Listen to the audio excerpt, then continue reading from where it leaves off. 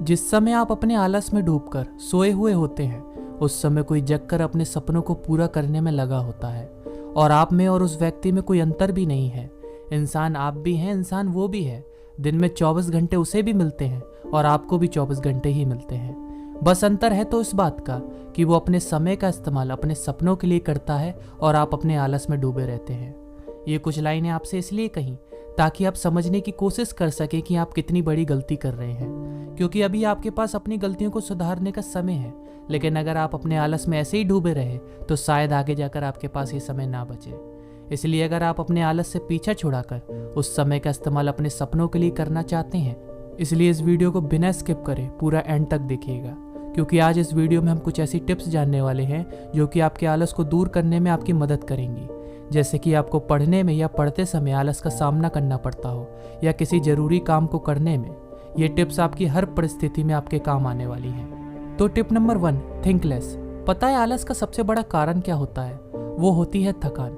अब आप कहेंगे कि नहीं, हम कई घंटे सोने के बाद, आराम करने के बाद भी पढ़ने की कोशिश करते हैं, तब भी हमें आलस आता है। तो नहीं, मैं ये नहीं कहना चाहता।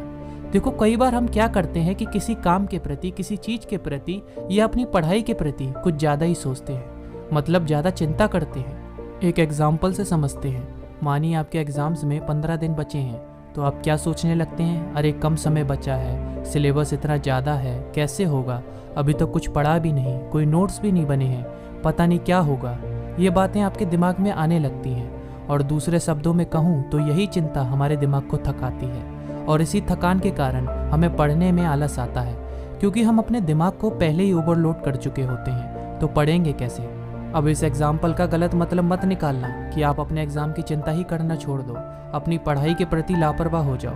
अपने एग्जाम्स की चिंता करो। 15 दिन का तो बस एक एग्जाम्पल था, महीनों पहले से ही तैयारी स्टार्ट कर दो। अपनी पढ़ाई की चिंता करो, सिलेबस के बारे में सोचो, लेकिन बस एक हद में, हद से ज़्यादा नहीं। मैंने कहा थिंक लेस, बिल्कुल ही सोचने से मना नहीं किया है। सोचो कम, करो ज़्यादा।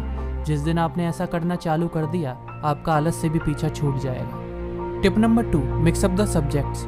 आलस आने का एक बहुत बड़ा कारण और होता है बोरियत। मतलब किसी काम को करने बैठे या आपने किसी टॉपिक की स्टडी करने बैठे तो 1 घंटा तो हमने अपनी पूरी एफिशिएंसी के साथ काम किया, लेकिन उसके बाद आपको बोरियत होने लगी, जिसकी वजह से आपको नींद आने लगी, मन नहीं कर रहा आगे पढ़ने का। मतलब बोरियत हमारे आलस का एक कारण होता है। अब अगर किसी तरह बोरियत कम हो जाए तो आलस भी कम आएगा। अब इस बोरियत को कम करने का तरीका क्या है? तो इसका हल है मिक्स अप द सब्जेक्ट्स।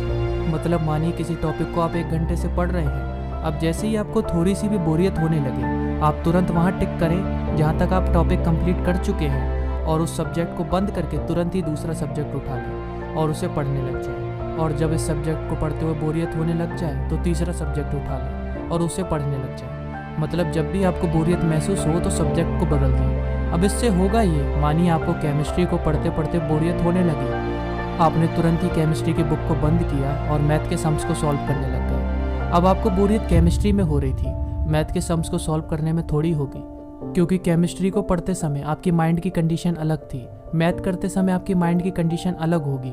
और जब कंडीशन बदल जाएगी तो बोरियत है ही नहीं, और जब बोरियत नहीं है तो आलस अपने आप कम होगा। Tip number 3, consider doing easier task. ये टिप मैंने शायद आपको पहले भी बताई है कि कभी भी किसी काम की स्टार्टिंग या अपनी पढ़ाई की स्टार्टिंग बड़े या कठिन टॉपिक के साथ ना करें। हमेशा कोशिश करें कि स्टार्टिंग में इजी और छोटे टॉपिक लें, फिर धीरे धीरे बड़े टॉपिक लेते चलें। अगर आप स्टार्टिंग में ही कठिन टॉपिक लेंगे तो आपका माइंड जल्दी थक जाएगा, और इसी थकान के कारण आपको आलस आने लगेगा, क्योंकि आपके दिमाग का काम है आपको आसान दिशा में लेके जाना।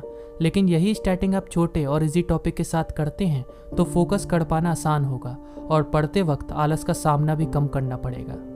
Tip number 4, discipline yourself. आलस को हराने का सबसे आसान तरीका है कि आप हमेशा अनुशासन में रहें। मतलब कि हमेशा अपने आप को मोटिवेट रखें, अपनी हेल्थ का ख्याल रखें, डिस्ट्रैक्शन से बचें, टाल मटोल ना करें, अपनी पढ़ाई के प्रति हमेशा सीरियस रहें, अपने पढ़ने के स्थान को साफ रखें, हमेशा अपने गोल सेट करें, कभी भी बेड पर बैठकर पढ़ाई ना करें। ये सब एक अनुशासन का ही रूप है, और अनुशासन में रहने पर किसी काम को करने में आलस तो कम आता ही है, साथ में उस पर कॉन्सेंट्रेट भी बना रहता है। तो बस यही कुछ बातें आज आपसे करनी थी। अगर वीडियो अच्छी लगी हो तो वीडियो को लाइक और शेयर करना मत भूलिएगा। फिर मिलेंगे अगली वीडियो में एक नए बदलाव के साथ।